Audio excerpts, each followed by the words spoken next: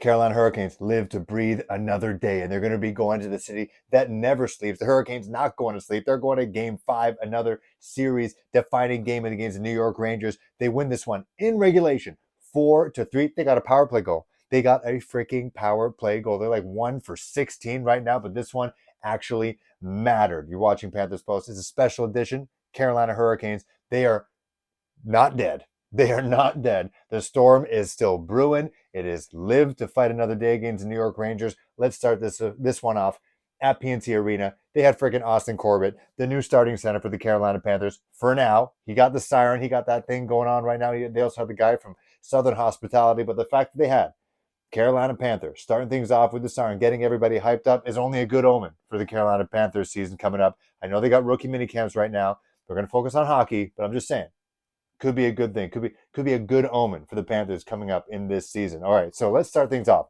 Obviously, you always go with the cornered animal. I'm not sponsored by any betting agency at any point in this journey, but you always bet on the cornered animal. And the Hurricanes have not played poorly throughout this series. There are times when they are the better team, especially at even strength. But in this game, where if they did not perform, they are out of here. They're going down to Hilton Head to play some golf. They came out firing.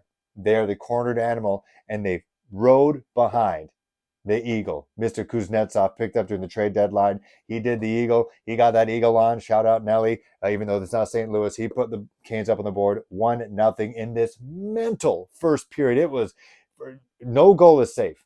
This has all been one goal games throughout this entire series, and you knew you can't just. It always freaks me out when you score early, but it's just one goal, and then finally Stefan Noesen making it 2-0. Even that in this series in particular does not feel safe. The Rangers eventually made it a one-goal game again because that's just the way this series has gone. But luckily, Sebastian Aho, just no doubt about it, a feed from Jake Gensel, who I know that the team needs to prioritize in the offseason, whenever that may be, to keep him in Raleigh for an entire season long term. The fact that he, as Sebastian Aho, and Seth Jarvis could be playing together for an elongated period of time. Luckily, we're not talking offseason right now, but looking ahead, whenever that is, it could be in June. We could be talking about the offseason in June, but Jake Getzel has to be a priority. He is the straw that stirs the drink. He is the Bryce Young of this team, the fine Sebastian Aho, who I knew, and he always has been. He's been that guy who scores in clutch periods. He did exactly that, putting the Hurricanes up 3-1. Now, in the second, Frederik Andersen was beat by a complete laser by Goodrow. He shot from basically with the blue line, and then it was mental. He came off the bench and just ripped it. The bend on his stick was redonkulous. I got to check that thing to make sure it's regulation. How that puck just found its way between all those bodies in the top right corner of the net, making it again a one-score game, was beyond me. Going to the third, pressure was on, and Frederik Andersen kept the guys in this game. It was a completely ridiculous game from Freddie. Going to talk about how he messed up a little bit, but he kept them in this game. There were moments with the Rangers. They too could have made this maybe a 5-3, 4-3 game advantage New York, but that was not the case because he matched Shesterkin as much as he could in this game because the Rangers, they definitely had their chances. When they have their chances, they are clear and concise. They're not muddled. They just get in there. They're aggressive. They have a mojo and a swagger that the Hurricanes at this point in the series do not have. It feels like every time they touch the puck, they can score. And it seems like at times, I will say, I'm going on a tangent here, but it seemed like at times that the Rangers, the Hurricanes, the way they play defense, man to man, it just feels like they're getting tired at some point. You're looking at the Rangers, they are laser focused. And at times you look at the Hurricanes bench, and it looks like guys are gassed because they're just moving so much more. I'd love to see the mileage on how many more mileage or kilometers the Canes players are playing because they have to play both sides of the ice. There was a point here when Lafreniere in the third period, I could not believe it was a goal. I had no idea what was going on. Like I said, a lot of their shots on goal and a lot of their goals are emphatic. These Rangers goals are emphatic. They kind of hit you in the gut. But this Lafreniere goal was just a complete whiff by Freddie Andersen. He did not lock up the corner, and Lafreniere was behind him. Was it a pass? Was it a shot? I have no idea. But somehow, if between the legs is a 5-hole, between the skate and the post from the rear, what is that, like an 8-hole? Correct me if I'm wrong in the comments below, but that was super soft.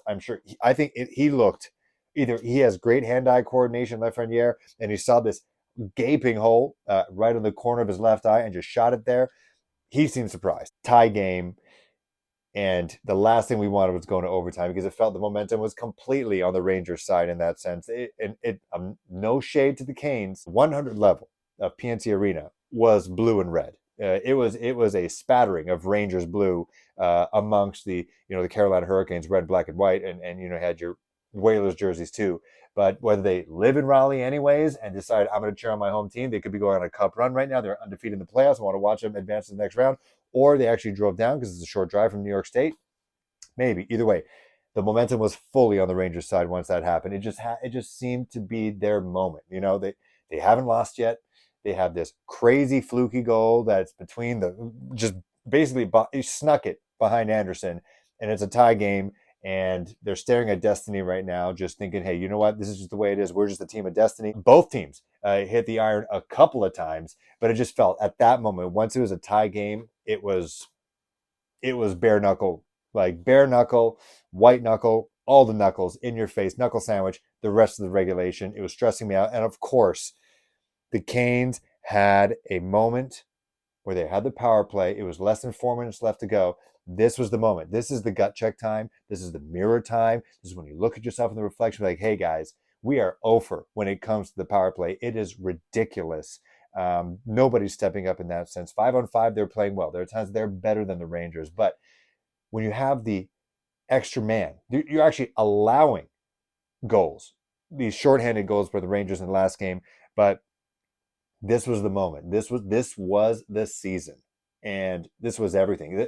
Staring at the offseason and the uncertainty with Rod Brind'Amour, which I'm not subscribing to, with players who could be potentially playing their last game as a Carolina Hurricane, whether it could be, Marty Necas, because they have to pay him, and Seth and Gensel and a bunch of other guys.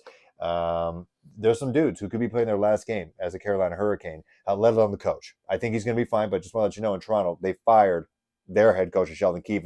Rob Brind'Amour is on top of a lot of people's list. Either way, especially they're saying if the Canes got swept, the likelihood that Rod could potentially be a target in Toronto with the bottomless pit pockets, it became greater than zero. I'm just saying, it became greater than zero that there's a chance. Either way.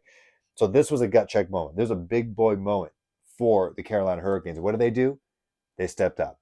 They finally stepped up. Brady Shea with the first power play goal, I think 16 tries. And then the defense held it on with the Rangers emptying that, pulling Shesterkin with over 2 minutes to go. And the defense locked down like J.C. Horn when healthy. And they lived to fight another day. But what it means, the fact that they had this challenge set before them. Hey, hockey gods, to the Canes, here's a power play. You guys want to keep this series alive? You got to score right here in this moment. And you're playing against one of the hottest goalies in the NHL. I think they had a stat out there on Sportsnet talking about a streak of not allowing more than 3 goals with Igor Shesterkin, and he was like at the top of the list. It was absolutely bonkers.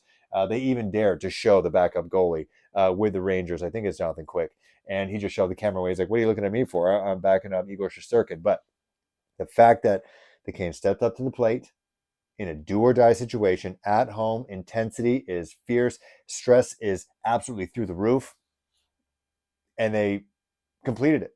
They passed the mission. They did it. They won in regulation. They're off to New York.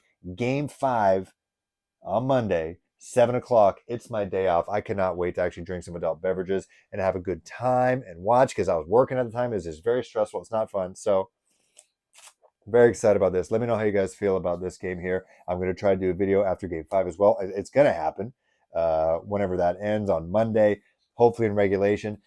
Is momentum on the Canes side? I think, you know what?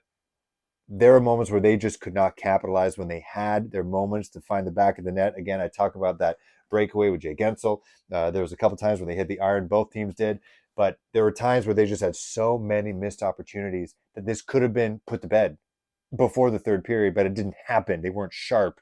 But they didn't fluke this way. They didn't fluke this win. Is momentum going to be on the Canes side heading into game 5? No. But the pressure could be a little bit on the Rangers right now. But again, they're going back to MSG, which is absolutely on fire right now with Knicks and the Rangers doing well.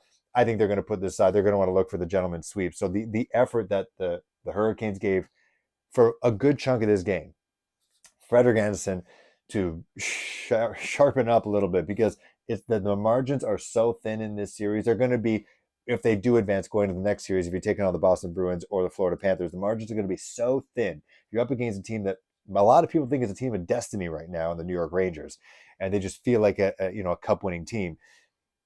Those easy goals that Frederick Anderson let go to tie this game up cannot happen. Does it go between the pipes? I think so, because he did have moments where he did save this team as well.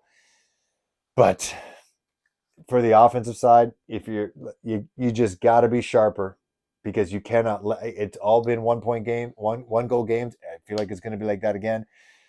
But when you get the opportunity, you have to let them pay the same way you did with that power play, where you had to get a goal. You did not want to go to overtime and have them scheme up something in the extra frame, and you had to make it happen. If they just bottle that up, inject it, and keep it in you until Monday night, maybe game 6, back in Raleigh, it's a whole new series, baby. Let me know what you guys think. Talk to you guys soon.